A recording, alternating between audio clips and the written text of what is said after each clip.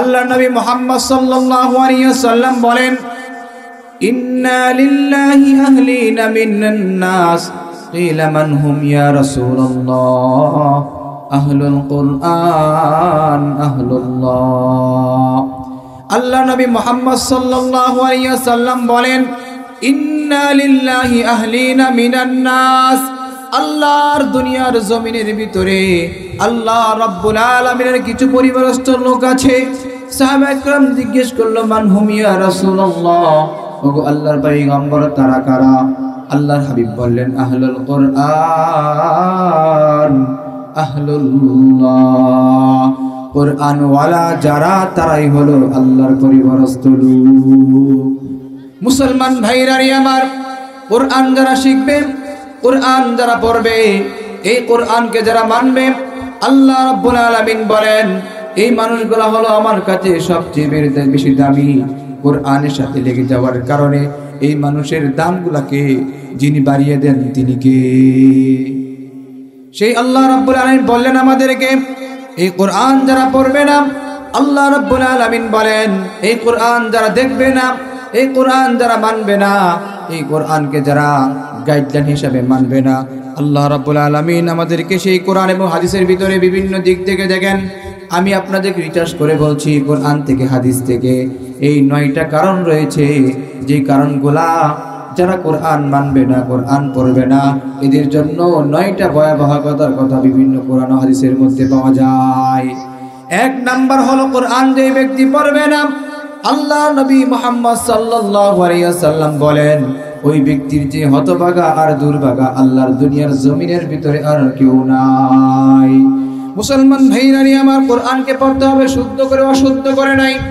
অনেক কোরআনওয়ালা এমন আছে যারা কোরআন পড়ে ঠিক আছে, কিন্তু কোরআন তেলাওয়াতের মধ্যে শুদ্ধতা নাই, সহি নাই, গায়রে গলত পড়ার কারণে আল্লাহ রাব্বুল আলামিনের পক্ষ থেকে তাদের জন্য লানত।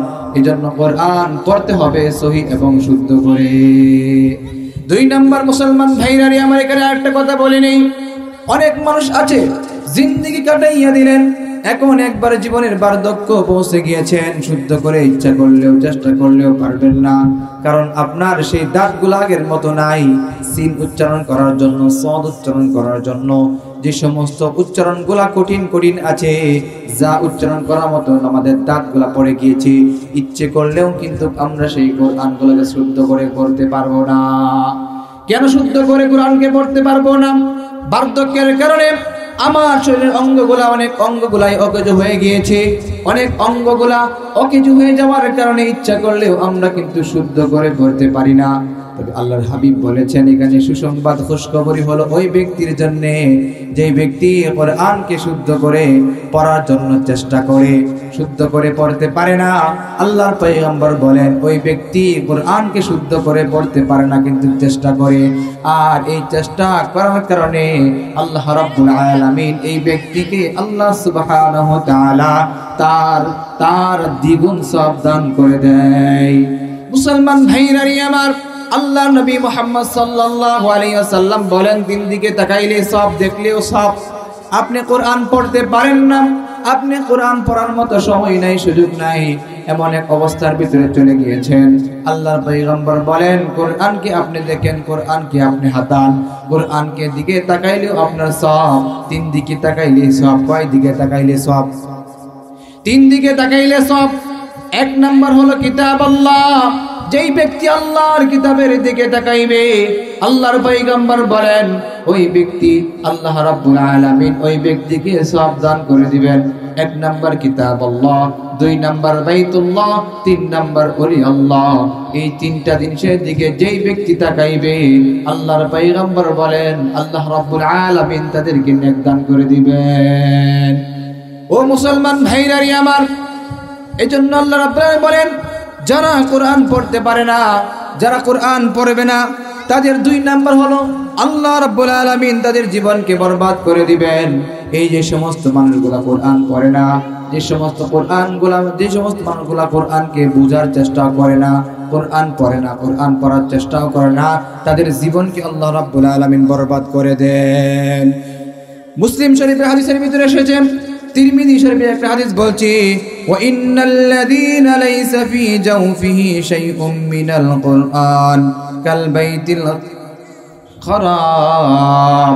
যেই ব্যক্তি কোরআন পড়ে না, যেই ব্যক্তি কোরআন জানে না, যেই ব্যক্তির অন্তরের ভিতরে কোরআন নাই, ওই ব্যক্তির পেটটা হলো এমন পেট যেমন একটা বিরাম ঘর। বিরাম ঘরের ভিতরে মানুষ বসবাস করে না, সাপ বিচ্ছু বসবাস করে, জীব জন্তু হায়নার গুলা সেখানে বসবাস করে। যেই মানুষগুলার ভিতরে কোরআন নাই, যেই মানুষগুলা কোরআন পড়তে পারে না, যেই মানুষগুলা কোরআনের আমলও করে না, ওই মানুষগুলাকে আল্লাহর পয়গম্বর বলেন, ইন্নাল্লাযীনা লাইসা ফী জাওফিহি শাইউম মিনাল কুরআন কাল বাইতিল খারাব। যেই মানুষগুলা কোরআন পড়ে না, কোরআনকে বোঝার চেষ্টা করে না, ওই মানুষগুলার দিলগুলা হলো, অন্তরগুলা হলো, পেটগুলা হলো ওই বাইতুল খারাপের মতো একটা ঘর, যেটাকে আমরা বিরাম ঘর বলে থাকি। নবী করিম সাল্লাল্লাহু আলাইহি ওয়াসাল্লাম 4 নম্বর হলো কোরআনে কারীম যে ব্যক্তি পড়বে না। আল্লাহর নবী মুহাম্মদ সাল্লাল্লাহু আলাইহি ওয়াসাল্লাম সূরা ফুরকানের 30 নম্বর আয়াতের ভিতরে আল্লাহ বলেন, আল্লাহর নবী স্বয়ং সেদিন দাঁড়িয়ে যাবে আর ওই বান্দার বিপক্ষে দাঁড়িয়ে বলবেন, ওই বান্দা দুনিয়ার জমিনের ভিতরে কোরআন পড়ে নাই, এই ব্যক্তির চোখের সামনে কোরআন এসেছিল, কোরআনকে পড়ে নাই, কোরআনকে দেখে নাই, কোরআনকে মানে নাই। এজন্য আল্লাহ রাব্বুল আলামিন জানিয়ে দিলেন সূরা ফুরকানের 30 নম্বর আয়াতের ভিতরে, ওয়াকালার রাসূলু ইন্না রাব্বি وقال الرسول يا رب إن قومي اتخذوا هذا القرآن مهجورا। আল্লাহ নবী মুহাম্মদ সাল্লাল্লাহু আলাইহি ওয়াসাল্লাম সেদিন আল্লাহর কাছে ডাক দিয়ে বলবেন, আল্লাহ তাআলা ইয়া রাব্বি, ওগো আমার মালিক আল্লাহ রাব্বুল আলামিন, এই ব্যক্তিরা দুনিয়ার জমিনের ভিতরে কোরআনকে তারা গ্রহণ করে নাই, কোরআন দিয়েছিলাম, কোরআনকে মানে নাই, কোরআন তাদের চোখের সামনে ছিল, কোরআনকে তারা উপলব্ধি করে নাই। কোরআনকে না মানার কারণে আল্লাহ রাব্বুল আলামিন তাদের জীবনকে বরবাদ করে দিবেন। মুসলমান ভাইরারি আমার, আল্লাহ রাব্বুল আলামিন ধমক দিয়েছেন। আল্লাহ রাব্বুল আলামিন নিজেই বলে দিলেন অন্য এক সূরার ভিতরে, সূরার মধ্যে আল্লাহ রাব্বুল আলামিন স্বয়ং তিনি নিজেই বলতেছেন, কি সূরা?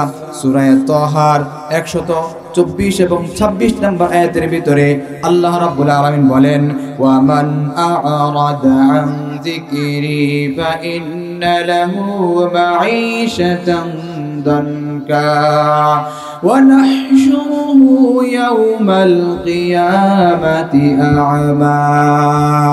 আল্লাহ রাব্বুল আলামিন ডাক দিয়ে বলেন, ওয়া মান আ'রাদা আন যিকরি, এই জিকিরের উদ্দেশ্য হলো কোরআন। এই কোরআন থেকে যারা মুখ ফিরিয়ে নেবে, আমার আল্লাহ রাব্বুল আলামিন ডাক দিয়ে বললেন, যেই বান্দা এই কোরআন থেকে মুখ ফিরিয়ে নিয়েছে, এই ব্যক্তির জীবনকে আমি আল্লাহ রাব্বুল আলামিন সংকীর্ণ করে দেই। এর মুফাসসিরিনে কেরাম ব্যাখ্যার ভিতরে 2টা ব্যাখ্যা লিখছেন। একটা হলো জাগতিক সংকীর্ণতা, আর একটা হলো পারলৌকিক সংকীর্ণতা।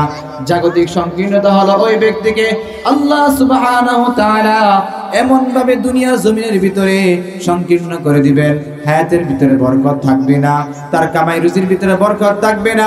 ঘরের ভিতরে টাকা থাকবে, পয়সা থাকবে, ঘরের ভিতরে সুন্দর সুন্দর ডাইনিং স্পেস থাকবে, ডাইনিং সোফা থাকবে, ঘরের ভিতরে বড় বড় সুন্দর সুন্দর আলমারি, সুকেস থাকবে, খাট থাকবে, এসি থাকবে। আল্লাহর পয়গম্বর আল্লাহ তাআলার কথাকে কোট করে আমাদেরকে জানিয়ে দিলেন, ওই ব্যক্তির জিন্দেগির ভিতরে শান্তি থাকবে না, সুখ থাকবে না।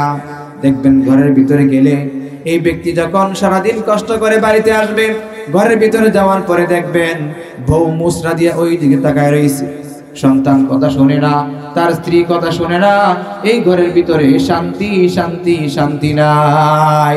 ও মুসলমান ভাইরানি আমার, এই আয়াতের ভিতরে মুফাসসিরিনে কেরাম 3টা জিনিসকে আল্লাহ রাব্বুল আলামিন উল্লেখ করেছেন। মুফাসসিরিনে কেরাম 2টা জিনিসকে ব্যাখ্যা করলেন। 1 নাম্বার হলো দুনিয়ার জিন্দেগি তার জন্য সংকীর্ণ করে দিবেন।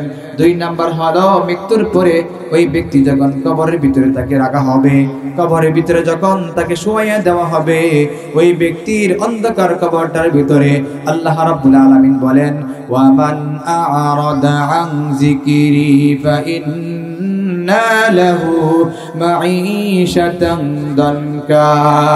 ওই ব্যক্তির কবরটাকে আমি আল্লাহ এমন ভাবে সংকীর্ণ করে দিব, এপারের মাটিগুলো ওপারের দিকে চাপ দিয়ে দিবে, এ পাশের মাটিগুলো এ পাশে চাপ দিয়ে দিবে, এক পাশের মাটি আরেক পাশে চাপ দিবে।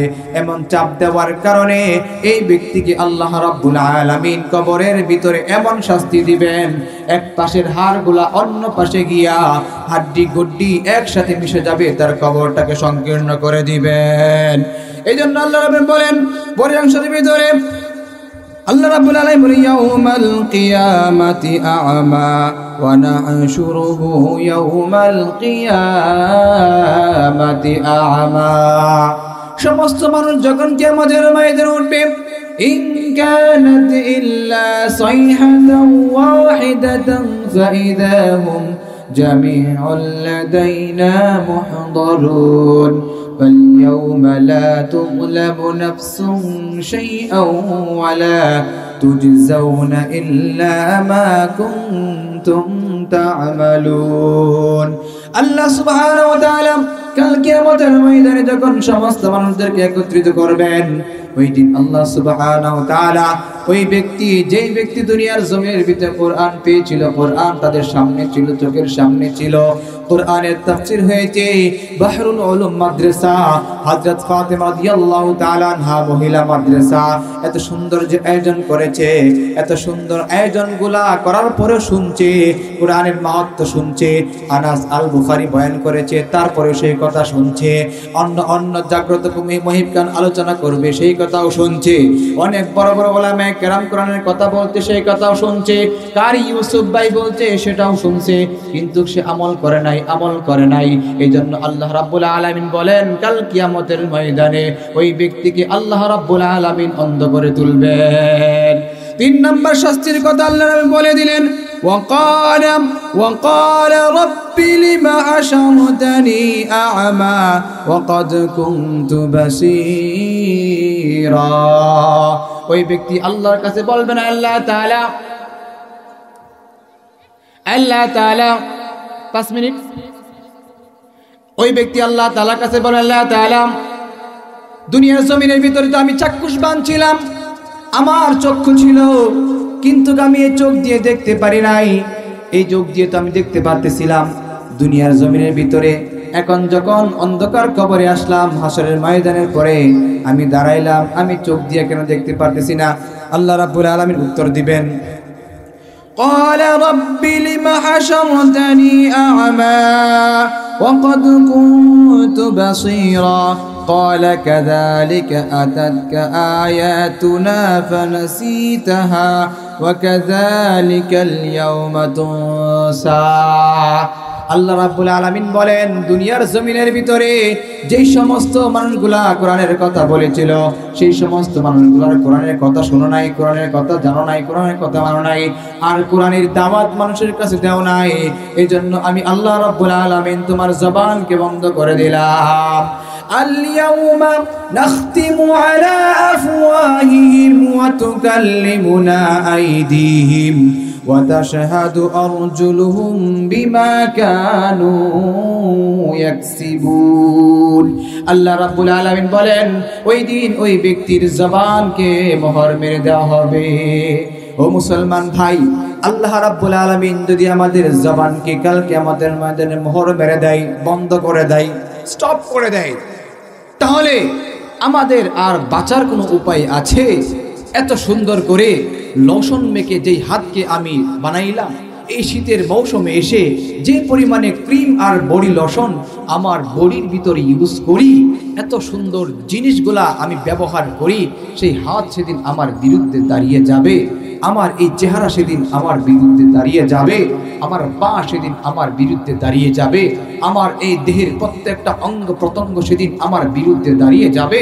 ও মুসলমান ভাই, একবারও চিন্তা করেছি যেই নারীর জন্য আমি এত কিছু করলাম, বাড়ি করলাম, গাড়ি করলাম, যেই সন্তানের জন্য হালাল হারামকে একবারও মানলাম না, চিনলাম না, যেই সন্তানের সুখের জন্য, যেই সন্তান ভালো থাকার জন্য, যেই সন্তান ভালো খাওয়ার জন্য এত কিছু করলাম, সেই সন্তান সেদিন আমার কোনো কাজে আসবে না, আমার স্ত্রী আমার কোনো কাজে আসবে না, আমার মা আমার বাবা আমার বোন কোনো কাজে আসবে না। আমার আল্লাহ বলেন ইয়াউমা ইয়াফিরুল মারউ মিন আখিহি ওয়া উম্মিহি ওয়া আবিহি ওয়া সাহিবাতিহি ওয়া বানি। হাই হাই মুসলমান, ওই দিন আল্লাহ রাব্বুল আলামিন আপনি আমার অবস্থা কি করবেন আর কি হবেন সেটা একবারও বোঝা যায় নাই, বুঝবেন যেদিন সেদিন কিছুই করতে পারবেন না। ও মুসলমান, যদি সেই মৃত্যুর আগে আমাদের বুঝ না আসে, মৃত্যুর পূর্বে যদি আমাদের আখিরাতের জীবনকে সুন্দর না করতে পারি, ও মুসলমান কবে আমাদের জীবনকে সুন্দর করব? রঙিন দুনিয়া, এই রঙের চশমা পরে রঙিন দুনিয়াকে দেখতেছি কত মজা করে, কত কিছু খাচ্ছি, কত কিছু করছি, কত আরাম আয়েশে জিন্দিগি করছি। এই জিন্দিগি যদি আমার বন্দিগি না থাকে, তাহলে আমার এই পৃথিবীর আর কোনো কাজে আসবে না। মুহতারাম হাজিরিন, এই জন্য বলতেছিলাম 9টা ভয়াবহ কথা বলতেছিলাম, কিন্তু 5টা বললাম, আর বাকি 4টে বলতে পারি নাই, সময় আর সুযোগ নাই, সেজন্য শেষ করে দিলাম। আশপাশে যদি কোথাও সময় হয়, সুযোগ হয়, আনাস আল বুখারীকে, এই যে আমাদের কাউসার ভাই দাওয়াত দিয়েছেন, আমি এসেছিলাম, কৃতজ্ঞতা জ্ঞাপন করি আমাদের কারি কাউসার ভাইকে। আশপাশে কোথাও যদি সময় হয়, সুযোগ হয়, আনাস আল বুখারীকে বলবেন, কাউসার ভাইকে বললেও ইনশাআল্লাহ হবে। এই মাদ্রাসার মুহতামিম সাহেব খুব মহব্বতের মানুষ, আমার ভালোবাসার মানুষ, তার মাদ্রাসার জন্য দোয়া করি আল্লাহ কবুল করো। খুব ভালো মানুষ, খুব মুত্তাকি মানুষ, আল্লাহ তার হায়াতের ভিতরে মাদ্রাসার ভিতরে বরকত দান করো, ছাত্রদেরকে ইলমে নাফিয়া দান করো। তাদের কাছে বলবেন ইনশাআল্লাহ আনাস আল বুখারী ভাই আপনাদের মাহফিলে এসে হাজির হয়ে যাবে। আসসালামু আলাইকুম ওয়া রাহমাতুল্লাহি ওয়া বারাকাতুহু।